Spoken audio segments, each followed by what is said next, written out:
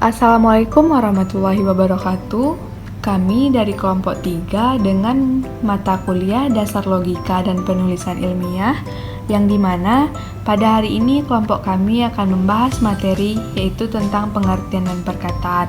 Sebelum kita masuk kepada materi pembelajaran hari ini, terlebih dahulu perkenalkan anggota kelompok kami. Yang pertama yaitu Fadil Surya Mardani, Gustin Azia, Dea Dwi Lestari Purba, dan Gita Melia. Baiklah, materi yang pertama yaitu tentang pengertian dan perkataan, yang dimana pengertian adalah hasil dari proses berpikir, yaitu suatu pemahaman atau tangkapan akal terhadap suatu objek, kejadian, atau konsep. Pengertian berada dalam ranah mental atau abstrak dan tidak dapat dilihat secara langsung, melainkan hanya bisa dipahami melalui penafsiran atau simbol seperti bahasa. Selanjutnya, perkataan. Perkataan adalah bentuk lahiran dari pengertian yang telah terbentuk dalam pikiran manusia. Perkataan diwujudkan dalam bentuk kata-kata, baik secara lisan maupun tulisan, yang menjadi simbol atau lambang dari pengertian. Dengan kata lain, perkataan adalah alat untuk mengekspresikan atau mengkomunikasikan isi pikiran seseorang kepada orang lain. Pengertian dan perkataan tidak dapat dipisahkan dalam proses berpikir dan berbahasa, yang dimana pengertian berada dalam pikiran, sedangkan perkataan adalah alat untuk mengekspresikan pengertian tersebut keluar. Tanpa pengertian dan perkataan menjadi kosong atau tidak bermakna. Sebaliknya, tanpa perkataan, pengertian sulit disampaikan atau dipahami oleh orang lain. Yang kedua, berpikir dan bahasa. Pengertian berpikir. Berpikir adalah proses mental atau kognitif yang terjadi di dalam manusia ketika ia berusaha memahami, menganalisis, menyimpulkan, dan menyelesaikan masalah. Proses berpikir dapat terjadi secara sadar atau tidak sadar, dan menjadi dasar dari segala bentuk pengetahuan dan tindakan. Ciri-ciri berpikir bersifat abstrak dan mental, melibatkan proses analisis, sintesis, dan evaluasi, berorientasi pada pemecahan masalah, dan dapat menghasilkan ide baru atau kesimpulan. Selanjutnya, pengertian bahasa. Bahasa adalah sistem lambang bunyi yang tidak tetap, yang digunakan oleh manusia untuk berkomunikasi dan menyampaikan pikiran, perasaan, serta informasi. Bahasa dapat berupa bahasa lisan, tulisan, dan simbol-simbol lain yang disepakati dalam suatu komunitas. Adapun ciri-ciri bahasa yang pertama merupakan sistem lambang atau simbol, yang kedua bersifat konvensional atau ada kesepakatan.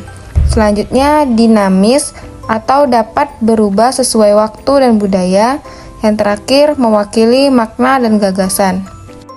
Adapun hubungan antara berpikir dan bahasa. Berpikir dan bahasa memiliki hubungan yang sangat erat dan tidak dapat dipisahkan. Dalam banyak kasus, seseorang berpikir dengan menggunakan bahasa. Bahasa membantu menstrukturkan dan mengungkapkan hasil berpikir, sementara berpikir membutuhkan bahasa yang menyusun dan mengembangkan ide. Materi yang ketiga, kata atau term. Secara umum, kata adalah suatu bahasa terkecil yang memiliki makna. Namun, dalam konteks logika dan filsafat, term didefinisikan sebagai lambang atau simbol linguistik yang memiliki suatu pengertian, konsep, atau objek dalam pikiran.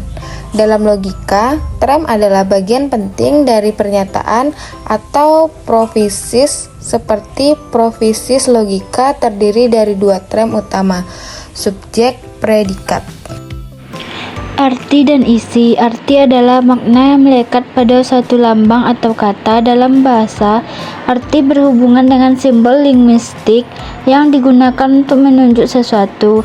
Arti bersifat konvensional karena ditentukan oleh kesepakatan pengguna bahasa. Contoh, kata rumah memiliki arti sebagai bangunan tempat tinggal. Kata kemerdekaan berarti keadaan bebas dari penjajahan atau tekanan. Dalam kajian semantik, arti bisa dibedakan menjadi tiga. Satu, arti leksikal, arti kata sebagaimana terdapat dalam kamus. 2. Arti kontekstual, arti yang dipengaruhi oleh konteks penggunaannya. 3. Arti kiasan atau metaforis, arti yang tidak harfiah. Penggolongan. Penggolongan adalah proses pengelompokan konsep, objek atau informasi berdasarkan ciri-ciri atau kriteria tertentu. Tujuan dari penggolongan adalah untuk menciptakan struktur, urutan, atau kategori yang memudahkan dalam memahami dan memproses informasi. Dalam istilah lain, penggolongan juga dikenal sebagai klasifikasi, kategorisasi, organisasi konsep. Baiklah, saya akan membacakan materi selanjutnya, materi ke-6, yaitu definisi. Definisi adalah pernyataan yang menjelaskan makna atau arti suatu kata, konsep, atau gagasan. Definisi membantu kita memahami konsep-konsep yang kompleks dan memastikan kesepahaman dalam komunikasi. Selanjutnya, yaitu fungsi definisi. Yang pertama, memahami konsep. Definisi membantu kita memahami konsep-konsep yang kompleks. Yang kedua, yaitu menghindari kesalahpahaman, di mana definisi membantu menghindari kesalahan pahaman dalam komunikasi. Yang ketiga, yaitu meningkatkan kesepahaman, di mana definisi membantu meningkatkan kesepahaman dalam komunikasi. Dengan menggunakan definisi yang baik, kita dapat meningkatkan efektivitas komunikasi dan memastikan kesepahaman dalam berbagai konteks.